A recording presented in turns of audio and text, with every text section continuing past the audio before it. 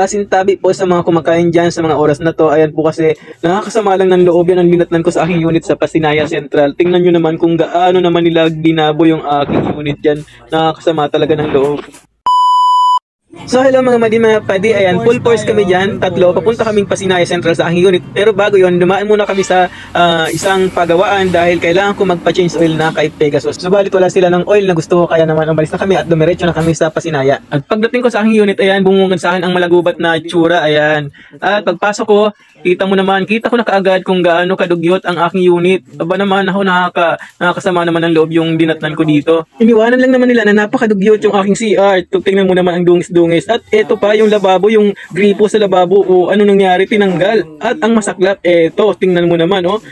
Ang itim, grabe, nakakatuwa. Tuntua talaga ako, oo, promise. Nakakatuwa talaga. Tingnan mo naman, dito pala sila nagluluto at kahoy ang ginagamit nila. Ayan daw, or uling. Ayan, kaya naman tingnan mo hanggang kisame ang uling, ang itim talaga. Grabe. At bukod pa doon, nag-iwan pa sila ng napakalaking bayarin. Hindi pala sila nagbabayad ng kuryente. At tingnan mo, ito pa ang isa pang sulat from Meralco. Ayan po, at binuksan ko na nga yan at nagulat ako syempre. Ayan na, ito na nga inaasahan ko. Meron na nga siyang disconnection letter. Grabe naman. Dahil mula pala ng January, mula pala ng mag-rent sila doon, hindi talaga nila yun binayaran. Wow talaga. Grabe. So ang ending, ako pa talaga yung magbabayad niyan. OMG naman po. Grabe na ito. Kaya sana kung mayroon kayong ganyan na unit, ay naku, wag nyo nang gayahin, wag nyo papabayaan.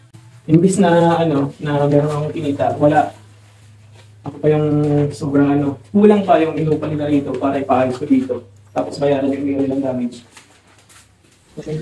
Sinunod ko na akyatin ang taas at dahil meron nga itong maliit na second floor, ayan, at ang kalat syempre na naman, ayan na naman, at may mga bandal-bandal. Naku po talaga, mapapawaw ka na lang talaga dahil syempre ayaw naman natin magbitaw ng anumang salita na ikakasama or makakapag-violate sa atin. Kaya ang masasabi ko na lang, wow talaga, grabe talaga. O, tingnan mo naman, ginawang bandal yung nagbandal-bandal dito sa aking unit. Ang mahal-mahal ng pagawa ko dyan, ang mahal ng papintura ko dyan. Kung tutuusin nga, nakamura pa ako, almost 7,000 yung binayaran ko dyan papintura lang. Pero kung hindi yung bayaw ko ang nagpintura dyan, sigurado ang mahal-mahal daw niyan. Baka daw nasa 10,000 abutin yan. Tapos ganyan lang ginawa nila. OMG talaga, grabe. Tuwan-tuwa ako sa inyo. Salamat talaga sa inyo.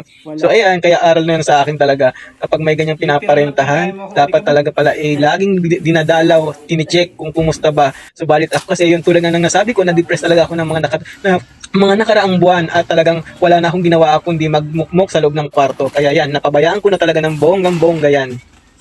At habang naglilinis nga sila rito, napansin ko yung dumi na lipat na sa buhok ni Ferdy. Wow. First yan? Ba't ganyan ang itsura ng buhok mo? Ay, kulay pala yun, kala ko dumi. Ayan, at hanggang napansin ko rito paglabas ko, meron pala ritong paragis at yan ay paborito ng aking mga pusa. Tapos meron pa ritong saluyot. Nag-iisip tuloy ako, ano ba, tatanggalin ko ba to? O hindi, kasi alam ko masarap to eh. So yun. Pero wala kailangan talagang linisin, kaya tatanggalin namin yan, pati na itong mga matatabang kangkong na to, sayang naman, pero kailangan talaga linisin yan.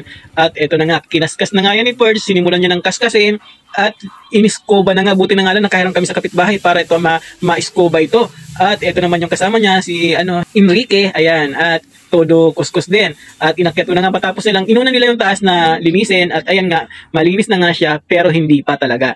Ayan, pero nawala na yung mga alikabok dyan, napunasan nila yan, nasabunan nila yan, at pati yung sahig. Sumunod naman natin ay yung ibaba. At ito na nga, sinasako na nila yung mga basura dyan para pagdaan ng basurero ay makukuha na. At pagkatapos namin maglinis dyan, nila pala, ayan, kita mo naman at bumuhos na yung napakalakas na ulan. Sumakto nga naman. Di ba? At yan, ayan, malinis na yung harapan. Ayun, naipon na yung mga basura doon sa kanto para madali na lang matatapon. At ito na nga po, pabalik na kami ng bahay. At napakalakas pa nga rin yan ng ulan. At eto na, umuwi kami para kumain. Ayan, syempre nagutom ang mga person kaya kumain.